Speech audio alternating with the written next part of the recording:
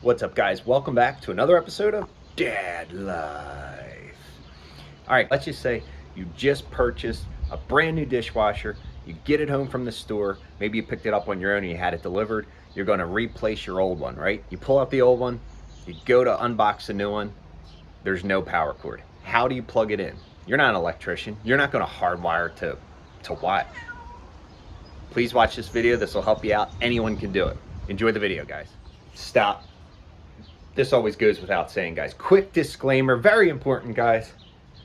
Before you start anything, please make sure you take the proper safety precautions, guys. I don't want anyone getting injured, guys. So what does that mean? Of course, turn off the power to the outlet. Test that the power is turned off to the outlet that you're working on. And of course, in this case, turn off the water valve so that way water doesn't just go anywhere. Have a bucket handy as well. Again, I did that off film. We don't need to see that, but be safe, guys. Enjoy the video. So you bought a new dishwasher and there's no plug. What do? Home Depot time. So first you're gonna flip the dishwasher on its back on the floor. Make sure you put a towel under it. Then you're gonna grab your open-ended wrench and remove the 2 screws on this model to access the front access panel. All right, with the front access panel removed, remove the insulation, basically peel that back, which reveals the lower circuit box to the right with a few screws that you'll have to remove.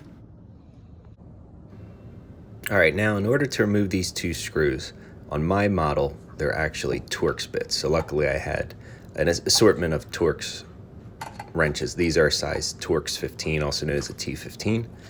These tools come in great handy working around the house or on your car. So I highly recommend picking up a set, whether it's on Amazon, your local Harbor Freight, or Home Depot or Lowe's.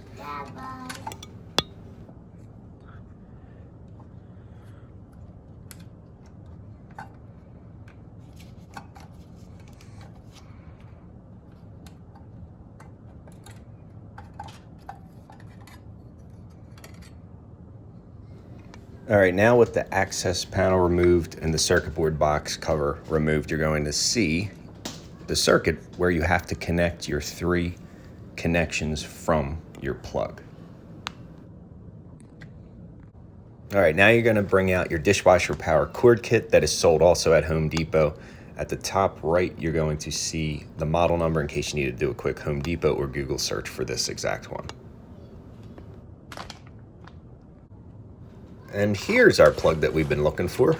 It's amazing. In today's world, you gotta wire up your own electronics and appliances now.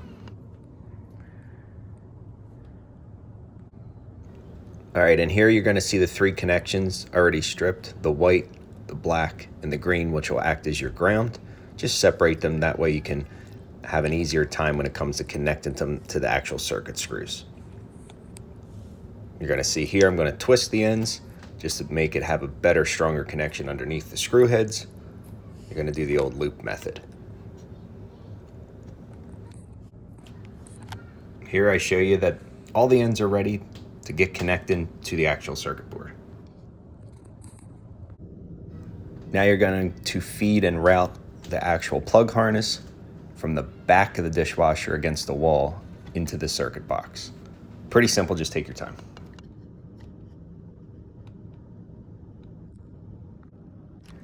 All right, now you're going to unscrew the 2 screws, black to black, white to white, and green for the ground. Just tighten them down after you loop it around the screw heads, tighten the 3 screws. Now you're going to put the circuit box cover back on the front, and you're gonna have to put back on the 2 screws, in my case, the T15 Torx screws. Take your time, don't drop anything.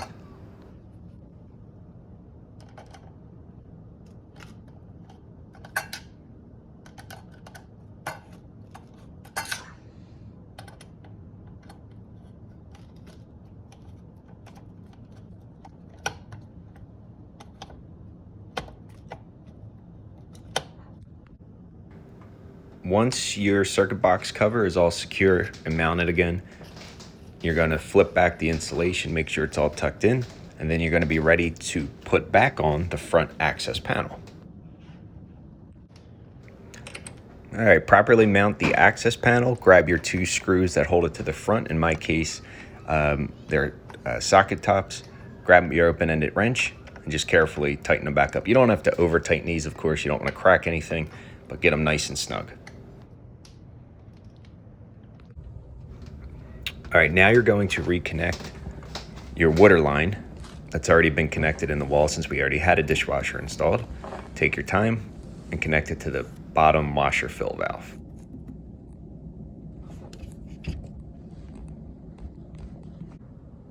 Now we are going to connect the drain tube. Make sure to use the existing clamps from your first dishwasher.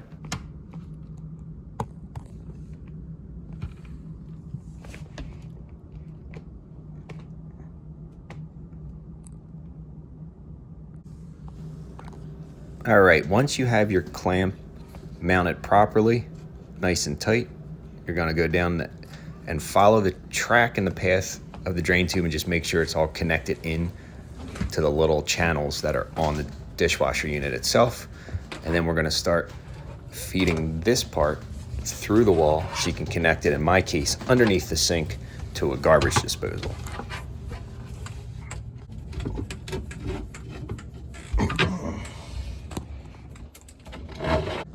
All right, everything is connected as it should. Water is turned back on. Everything's plugged in. Success. We have the power. More power. We've got the power. Here we go. And all right, guys, hopefully this helps. Hopefully this saves you about, $100 from local installer, and you can do it yourself. Guys, thank you as always for watching the video. Please, you know what I'm going to say. You already know it. Be sure to like, comment, subscribe. You know how this works, guys, but I greatly appreciate this. Hopefully this helps you out. And lastly, I was filming one-handed. That's why I had to do the voiceover or whatnot.